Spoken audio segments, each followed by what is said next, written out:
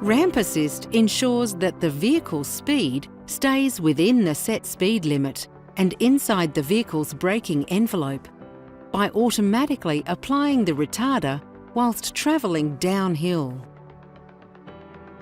Ramps are automatically detected and treated as shallow or steep ramps, and different types of ramps can have different speed limits in place. Different speed limits can also be applied when vehicles are empty or loaded. If the vehicle is travelling faster than the designated ramp speed, an audible overspeed alarm will sound, and the scope screen will indicate the designated ramp speed for several seconds, in this case 25 km per hour. The alarm will continue, and if the speed hasn't dropped to below the ramp speed, the intervention will occur.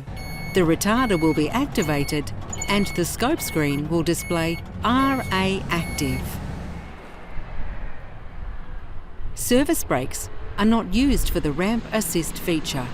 You can prevent the intervention by keeping the vehicle below the set speed limit, or in exceptional circumstances only, the override button can be used.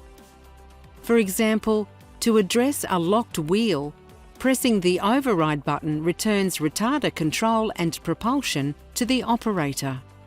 Ramp Assist will not reset until the vehicle speed drops below the set ramp speed limit. Ramp Assist also works on wet ramps. Robust testing of the system has been undertaken to ensure Ramp Assist does not create a hazard on wet ramps. CAS Level 9 and experienced operators working together to achieve a safer work environment.